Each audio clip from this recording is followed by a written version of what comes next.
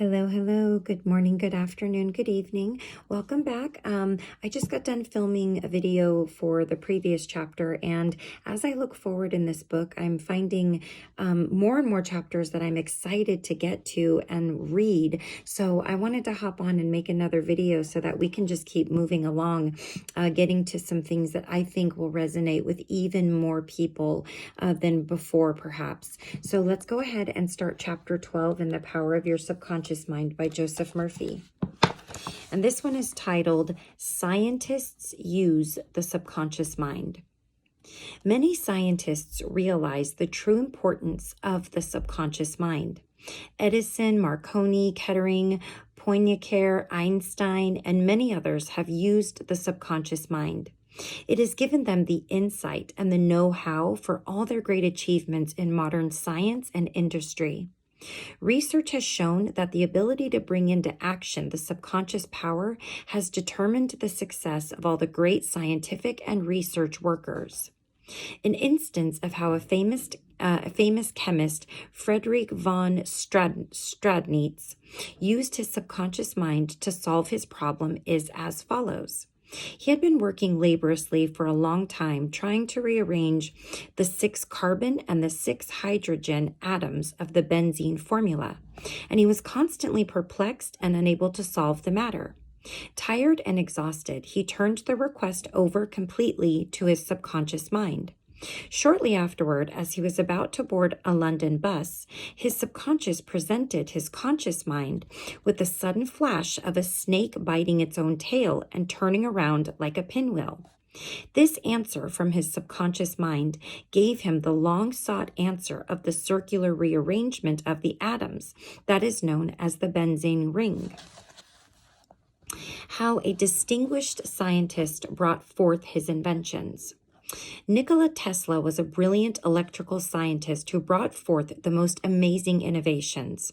When an idea for a new invention came into his mind, he would build it up in his imagination, knowing that his subconscious mind would reconstruct and reveal to his conscious mind all the parts needed for its manufacture in concrete form. Through quietly contemplating every possible improvement, he spent no time in correcting defects and was able to give the technicians the perfect product of his mind. He said, "Invariably, my device works as I imagined it would. In 20 years, there has not been a single exception." How a famous naturalist solved his problem. Professor Agassiz, a distinguished American naturalist, discovered the indefatigable activities of his subconscious mind while he slept. His widow, in her biography of her famous husband, has reported the following. He had been for 2 weeks striving to decipher the somewhat obscure impression of a fossil fish on the stone slab which it was preserved. Weary and perplexed, he put his work aside at last and tried to dismiss it from his mind.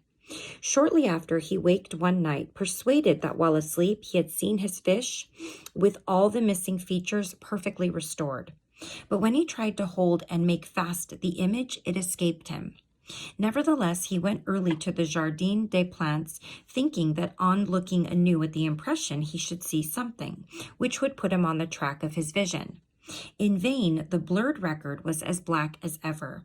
The next night he saw the fish again, but with no more satisfactory result. When he awoke, it disappeared from his memory as before. Hoping that the same experience might be repeated, on the 3rd night he placed a pencil and paper beside his bed before going to sleep. Accordingly, toward morning, the fish reappeared in his dream, confusedly at first, but at last with such distinctness that he had no longer any doubt as to its zoological characters. Still half dreaming in perfect darkness, he traced these characters on the sheet of paper at the bedside. In the morning, he was surprised to see in his nocturnal sketch features, which he thought it impossible the fossil itself should reveal. He hastened to the Jardin des Plantes and, with his drawing as a guide, succeeded in chiseling away the surface of the stone under which portions of the fish proved to be hidden. When wholly exposed, it corresponded with his dream and his drawing, and he succeeded in classifying it with ease. An outstanding physician solved the problem of diabetes. Some years ago, I received a clipping from a magazine describing the origin of the discovery of insulin. This is the essence of the article as I recall it. About 40 years ago or more, Dr. Frederick Banting, a brilliant Canadian physician and surgeon, was concentrating his attention on the ravages of diabetes. At that time, medical science offered no effective method of arresting the disease. Dr. Banting spent considerable time experimenting and studying the international literature on the subject. One night, he was exhausted and fell asleep. While asleep, his subconscious mind instructed him to extract the residue from the degenerated pancreatic duct of dogs. This was the origin of insulin, which has helped millions of people. You will note that Dr. Banting had been consciously dwelling on the problem for some time, seeking a solution, a way out, and his subconscious responded accordingly. It does not follow that you will always get an answer overnight. The answer may not come for some time. Do not be discouraged. Keep on turning the problem over every night at the subconscious mind prior to sleep, as if you had never done it before. One of the reasons for the delay may be that you look upon it as a major problem. You may believe it will take a long time to solve it. Your subconscious mind is timeless and spaceless. Go to sleep believing you have the answer now. Do not postulate the answer in the future. Have an abiding faith in the outcome. Become convinced now as you read this book that there is an answer and a perfect solution for you. How a famous scientist and physicist escaped from a Russian concentration camp. Dr. Lothar von Blankschmidt, a member of the Rocket Society and an outstanding research electronic engineer, gives the following condensed summary of how he used his subconscious mind to free himself from certain death at the hands of brutal guards in a Russian prison camp coal mine. He states as follows: I was a prisoner of war in a coal mine in Russia, and I saw men dying all around me in that prison compound. We were watched over by brutal guards, arrogant officers, and sharp, fast-thinking commissars. After a short medical checkup, a quota of coal was assigned to each person. My quota was 300 pounds per day. In case any man did not fill his quota, his small food ration was cut down, and in a short time, he was resting in the cemetery. I started concentrating on my escape. I knew that my subconscious mind would somehow find a way. My home in Germany was destroyed, my family wiped out. All my friends and former associates were either killed in the war or were in concentration camps. I said to my subconscious mind, I want to go to Los Angeles, and you will find the way. I had seen pictures of Los Angeles, and I remembered some of the boulevards very well, and also some of the buildings. Every day and night, I would imagine I was walking down Wilshire Boulevard with an American girl whom I'd met in Berlin prior to the war. She is now my wife. In my imagination, we would visit the stores, ride buses, and eat in the restaurants.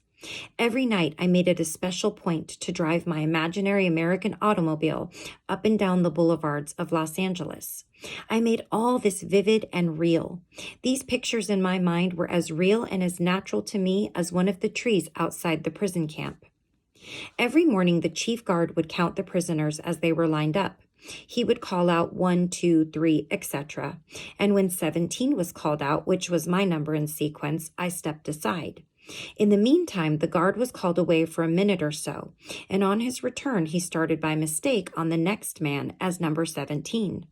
When the crew returned in the evening, the number of men was the same and I was not missed, and the discovery would take a long time.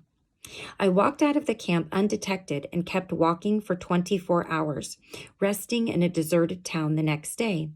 I was able to live by fishing and killing some wildlife. I found coal trains going to Poland and traveled on them by night until finally I reached Poland. With the help of friends, I made my way to Lucerne, Switzerland.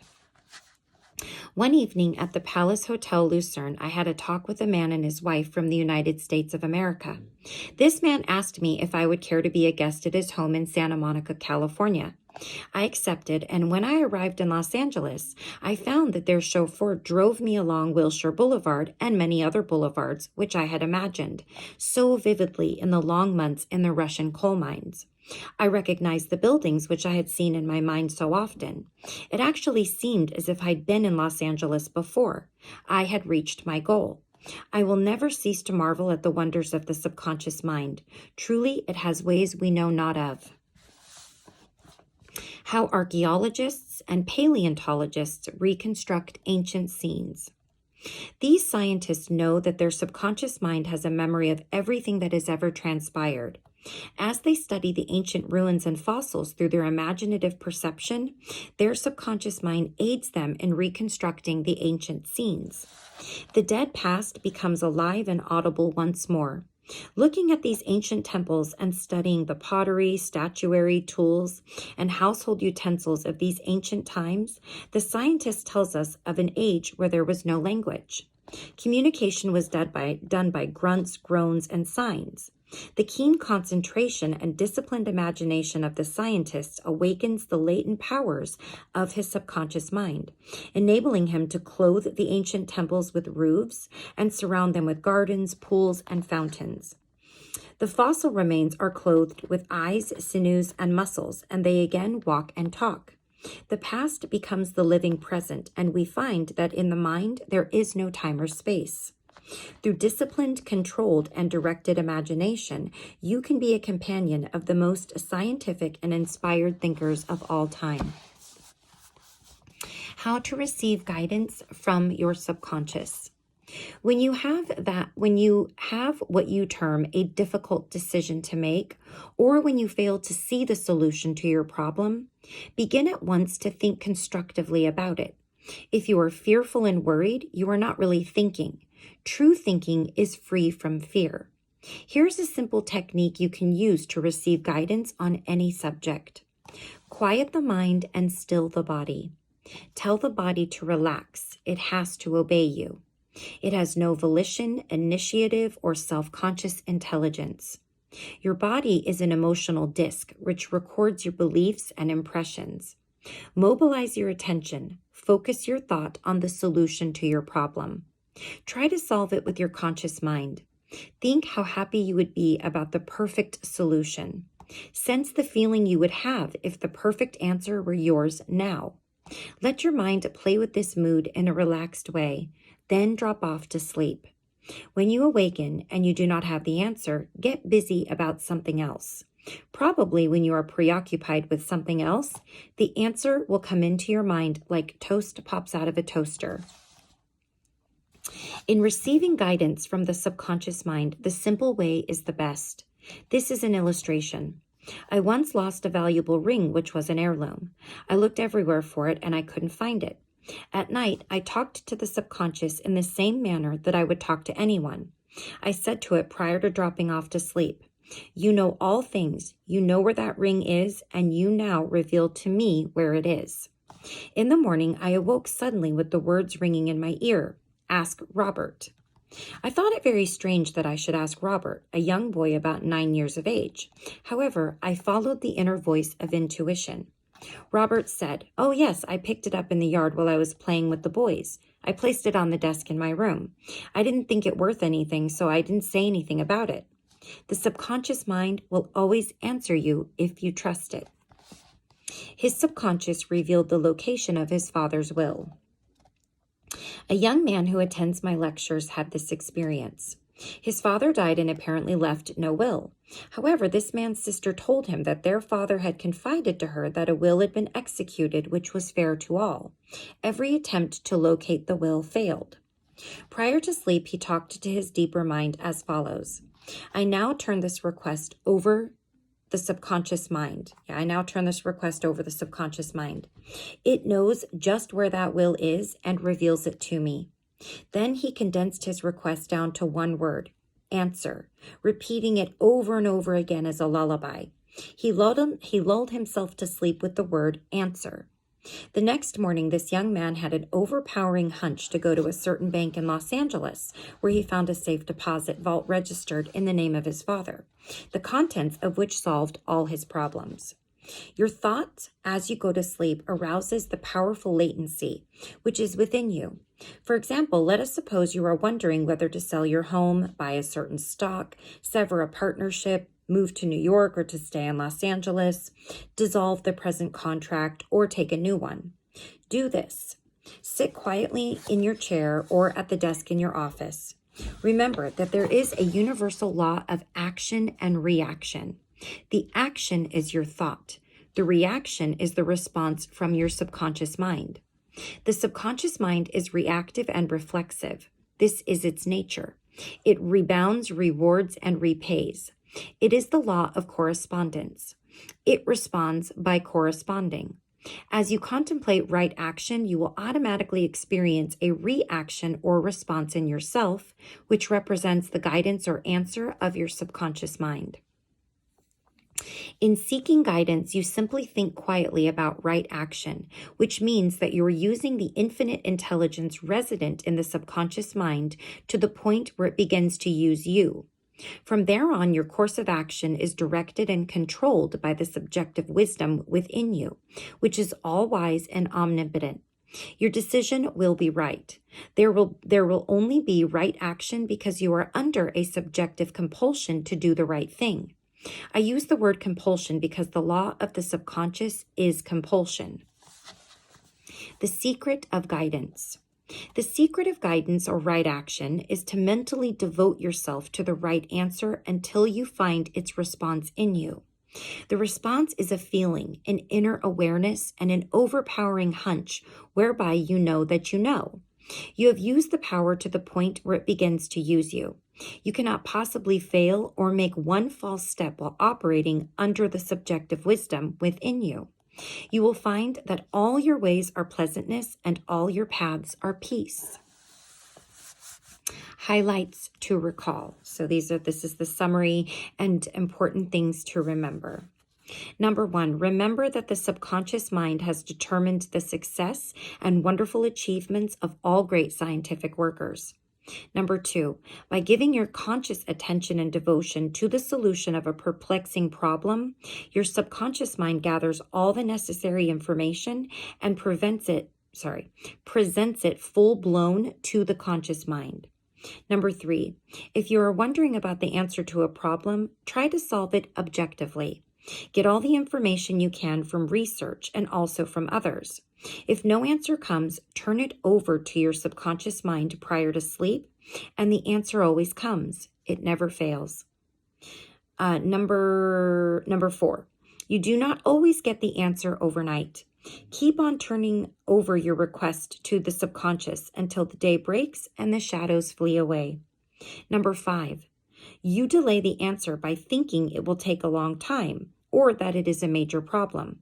Your subconscious has no problem. It knows only the answer. Number 6, believe that you have the answer now.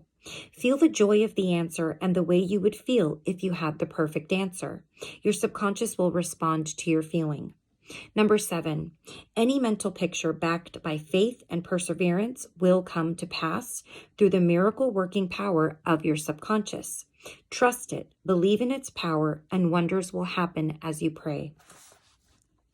Number 8, your subconscious is the storehouse of memory, and within your subconscious are recorded all your experiences since childhood. Number 9, scientists meditating on ancient scrolls, temples, fossils, etc. are able to reconstruct scenes of the past and make them alive today. Their subconscious mind comes to their aid. Number 10, turn over your request for a solution to your subconscious prior to sleep. Trust it and believe in it, and the answer will come. It knows all and sees all, but you must not doubt or question its powers. Number 11, the action is your thought and the reaction is the response of your subconscious mind. If your thoughts are wise, your actions and decisions will be wise. And number 12, guidance comes as a feeling, an inner awareness, an overpowering hunch, whereby you know that you know. It is an inner sense of touch. Follow it. All right. That completes chapter 12, and in the next video, we will be talking about our subconscious and the wonders of sleep. The following video after that, we will talk about the subconscious mind and marital problems. Just to give you a little sneak peek here. Your subconscious mind and your happiness. your subconscious mind and harmonious human relations, how to use your subconscious mind for forgiveness, how your subconscious removes mental blocks, bad habits, things like that. Lots of other things. Where's my next one? How to use your subconscious mind to remove fear. I think that's a great one. And how to stay young in spirit forever. In spirit. So this one I think will be a very, very useful one, because our mind is set around things like, well, when my mom was 52, she got diabetes, so I'm probably going to have diabetes. Or when my dad was 63, he had a heart attack, so that's probably going to happen to me too. Or now that I'm 40, my bones are going to be achy, my joints are going to be achy, I'm going to get arthritis, it's going to hurt to stand up, etc., and so on and so forth, and what have you. So it's just, I hear people do it all the time in what I do for a living, and just in general. And I just want to tell them, you know, you are what you think you are, and you can change that. But I don't really know how many people are really, really ready to understand. Now, I've said in other videos that this book was written in 1963. So some of the verbiage, some of the figures they're talking about, as far as like, this sounds like a lot of money, talking about what the person won, you know, 50, 60 years ago. And even some of the stories behind it can sound a little bit dated. But at the end of the day, the subconscious mind and your power of it, it's never going to change. That won't change. In fact, I think today we refer to the subconscious mind almost as if it's manifestation, because that's basically what you're doing, is you're manifesting what you're thinking, what you're feeling, what you're picturing, what you're imagining, and you're bringing it forth into your reality. So today we call it, I think, manifestation. But manifestation, the way that I see it on a lot of channels, is they may make it seem like it's a magical thing. It's something that is mystical, and sometimes it sounds very unrealistic to use. But I think that recognizing it in not only a scientific way, but also in a spiritual manner, makes it more relatable, because for some reason, I don't know, it seems like it makes it more relatable and easier to understand. So I hope that you guys are enjoying this book. I'm really looking forward to a lot of the chapters that are coming up. I want to make like all of them all at once, just so I can share them with you, because I feel like this has already helped me in my ways, with just the little bit that we read. I think there's like 21 or 22 chapters or so, and we just read chapter 12 in this one. So I just feel like there's so much more to share, and I'm very excited to do that with you, and I hope that you're excited to listen. So I will stop jabbering on for now, but I will see you very, very soon in the next video. So until then, please take care of yourself. Please take care of all those around you, and I will see you in the next video. Take care. Bye-bye.